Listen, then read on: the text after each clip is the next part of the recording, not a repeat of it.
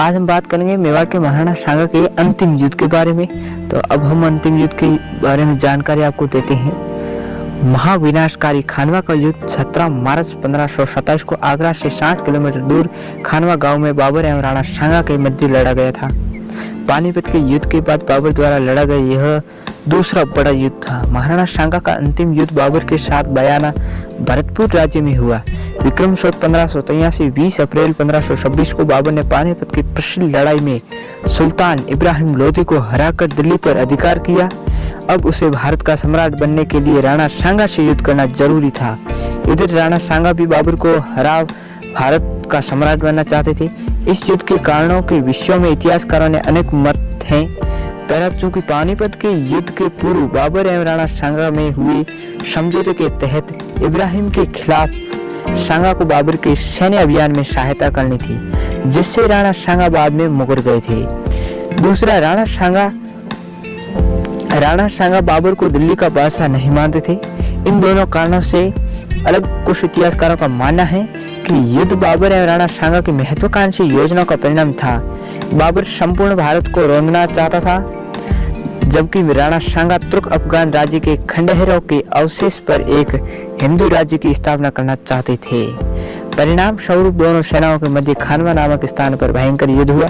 बाबर अपनी सेना एकत्रित कर सीकरी की ओर बढ़ा। इसी समय बाबर की एक सेना बयाना के पास हुए युद्ध में राणा सांगा से पराजित होकर लौटी तो सेना में निराशा छा गई। बाबर ने अपने सभी सरदारों को इकट्ठा करके सब सेना के सामने शराब न पीने का प्रण लिया। सोने चांदी के शराब के प्यालों को तोड़कर गरीबों में बांट दिया था तथा एक जोशीला भाषण दिया और सभी सरदारों से एक दृढ़ प्रतिज्ञा कराई कि दम रहते रण क्षेत्र को छोड़कर कभी पीछे नहीं देखेंगे। इससे सेना में फिर से जोश उत्पन्न हुआ। इसके बाद बाबर ने खुद आगे बढ़कर खानवा के मैदान में अपनी सेना को जमाया।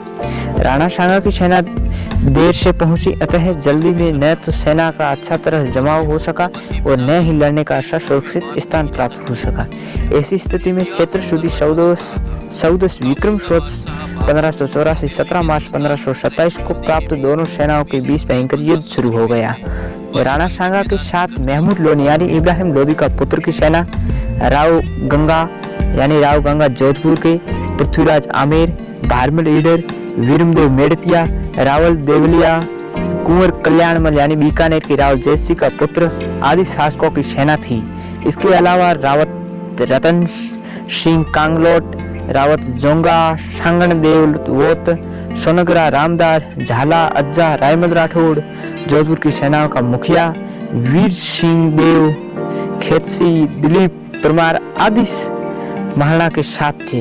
महाराणा स्वयं हाथी पर सवार होकर सेना का संचालन कर रहे थे। महाराणा की सेना बहुत उत्साह के साथ बाबर की सेना पर टूट पड़ी, परंतु बाबर के पास व्यवस्थित तोपखाना था। उसकी मार के सामने राजपूतों की सेना तीर और तलवारों से मुकाबला करती रही और मुगल सेना को काटती हुई तोफों तक पहुंची। इसी प्रकार प्रारंभ में तो राजपूत सेना को सफलता मिली, परंतु इसी दौरान एक तीर महाराणा सांगा के सिर में लगी तथा और महाराणा मूर्छित हो गए। कुछ सरदार उन्हें पालकी में बैठाकर युद्ध के मैदान से दूर ले गए।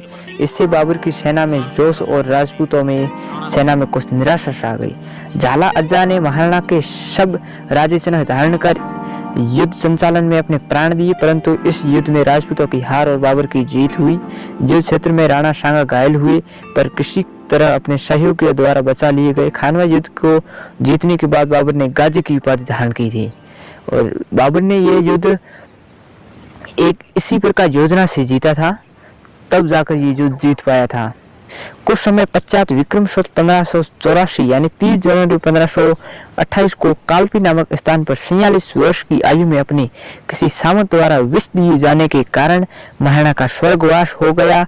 महाराणा की मृत्यु के समय उनके शरीर पर कम से कम 80 घाव तीर और भालों के लगे हुए थे। तो थैंक यू दोस्तों। अगर आपको ये वीडियो पसंद आया तो वीडियो को लाइक कीजिए, चैनल को सब्सक्राइब कीजिए। आगे वीडियो देखने के लिए बेल आइकन जरूर दबाइएगा ताकि आप तक नोटिफिकेशन पहुंच सके। धन्यवाद दोस्तों।